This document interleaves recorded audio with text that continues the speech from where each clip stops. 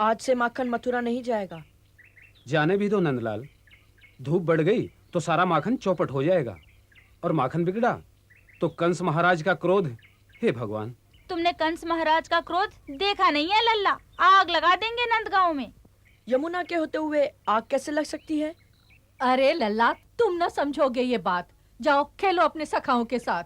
खेली तो राम। कान्हा, कान्हा, कान्हा, कान्हा, कान्हा, कान्हा। लो, सखा भी आ गए। आज से हमारा माखन मथुरा नहीं जाएगा।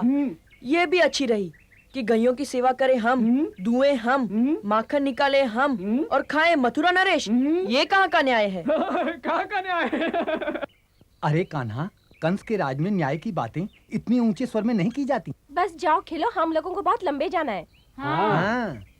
कह दिया ना कि आज से नंदगांव का माखन मथुरा नहीं जाएगा। हट ना करो कान्हा। अरे लल्ला, जाकर अपने बाबा से पूछो। ये माखन नहीं, राजा का कर है, ये तो देना ही पड़ता है। और ये कर लेकर राजा क्या देता है? क्या तुम्हारी रक्षा करने आता है? क्या सूखा पड़ जाए तो सहायता देने आता है? यदि नहीं तो ये कर कैसा? जो राजा प्रजा की सहायता और रक्षा न कर सके, उसे कर लेने का कोई अधिकार ही नहीं। ये माखन की मटकियां वापस ले जाओ।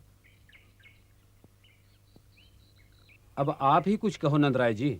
आपके लल्ला ने तो समस्या खड़ी कर दी। अब मैं क्या कहूँ भाई, वो मेरी तो एक सुनता नहीं। जो कुछ कहना है यशोदा से कहो। अरे नहीं नहीं, यशोदा बहन से कुछ ना कहो। वो उसको डांटती हैं, मारती हैं। तुम ही उसको समझा दो ना नंदराय जी। वो कहता है कि माखन मथुरा ना जाए तो माखन मथुरा नहीं जाएगा, परंतु इसका परिणाम क्या होगा? अरे भाई, हम उसकी सारी हठें पूरी करते हैं कि नहीं, पर ये तो राजा की दृष्टि से विद्रोह कहलाएगा नंदराय जी। वो तो कहलाएगा ही नंदराय जी। दूध पहले बछड़ों को पिला देता है।